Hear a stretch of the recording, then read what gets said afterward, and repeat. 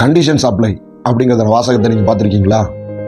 இந்த உலகத்தில் பல நிறுவனங்களும் தங்களுடைய பொருட்களை விற்பனை செய்வதற்காக பண்ணுகிறதான விளம்பரங்களில் எங்கேயோ ஒரு மூலையில் குட்டி குட்டி எழுத்துக்களில் இந்த கண்டிஷன் சப்ளைங்கிறதான வார்த்தையை போட்டிருக்காங்க. நம்ம பார்த்த உடனே நம்மளை கவர்ந்து இழுக்கக்கூடியதான வாசகங்கள்லாம் பெருசு பெருசாக இருக்கும். நம்ம அதை நம்பி அதை வாங்குறதுக்கு நம்ம நினைக்கும் போது ஏதோ ஒரு சிக்கல் வந்துருச்சு அப்படின்னு சொன்னால் அவங்க டக்குன்னு சொல்லுவாங்க, நாங்கள் கண்டிஷன்ஸ் அதில் போட்டிருந்தோம், நீங்கள் படிக்கலையா அப்படிம்பாங்க. அது நம்ம கண்ணுக்கே தெரியாத அளவுக்கு எங்கோ மூலையில் இருக்கும். சில நேரங்களில் இந்த டேர்ம்ஸ் அண்ட் கண்டிஷன்ஸை நம்ம படிக்கிறதுக்கே நம்ம தயாராக இருக்கிறது இல்லை. ஏன்னா அது குழப்புகிறதான விதத்திலையும் பக்கம் பக்கமாகவும் எழுதி வச்சிருப்பாங்க. அதனால நம்ம அதை பார்க்கறதே இல்லை.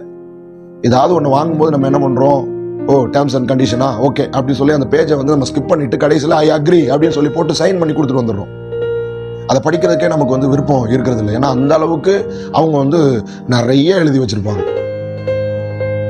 இப்படித்தான் பொதுவாகவே மனிதர்கள் தங்களுக்குள்ள நிறைய டேர்ம்ஸ் அண்ட் கண்டிஷன் வச்சிருக்கிறாங்க. ஒரு விஷயத்தை செய்கிறதுக்கும் ஒருத்தரத்துல பழகிறதுக்கும் கண்ணுக்கே தெரியாத விதத்துல விளங்கி கொள்ள முடியாத விதத்துல சின்ன சின்ன எழுத்துக்கள்ல எழுதப்பட்டதான அந்த கண்டிஷன்ஸ் போல மனுஷங்களுடைய வாழ்க்கையிலையும் நிறைய வச்சிருக்கிறாங்க. ஆனா நம்முடைய ஆண்டவராகிய இயேசு கிறிஸ்துவிடத்துல அப்படி ஒரு காரியமும் இல்லை அப்படிங்கிறத நாம உணரணும். அவருடைய அன்பு நிபந்தனை இல்லாத அன்பு. இயேசு கிறிஸ்துவனுடைய அன்பை குறிப்பிடுகிறதுக்காக வேதத்துல பயன்படுத்தப்பட்டிருக்கிறதான ஒரு வார்த்தை அகாப்பே என்பது. கிரேக்கத்துல அன்பை குறிக்கிறதுக்காக அகாப்பே என்றும் பிலையோ என்றும் 2 பதங்களை யூஸ் பண்றாங்க. இந்த பிலையோ அப்படின்றது மனிதர்களுடைய அன்பை குறிக்கிறதுக்காக பயன்படுத்தப்படுகிற வார்த்தை.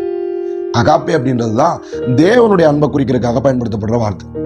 இந்த அகாப்பே அப்படிங்கிறதான அன்பு நிபந்தனை இல்லாத அன்பு. உங்களுக்காக ஆண்டுடைய வார்த்தையை நான் உங்களுக்கு வாசிக்கிறேன்.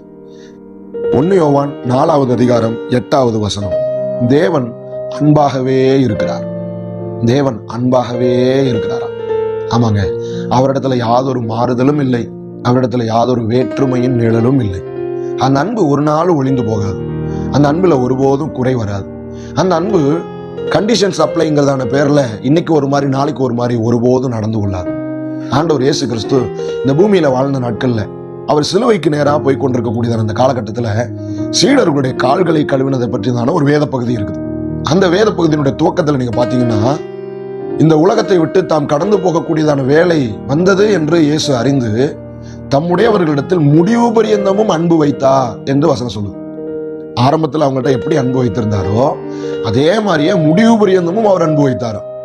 அவங்களுடைய கால்கள் எல்லாம் கழுவும் போது ஆண்டவருக்கு தெரியும், யூதாஸ் காரியத்தை காட்டி கொடுக்க போறான், பேதுரு தன்னை மறுதளிக்க போறான் அப்படிங்கறதெல்லாம் ஆண்டவருக்கு நல்லா தெரியும்.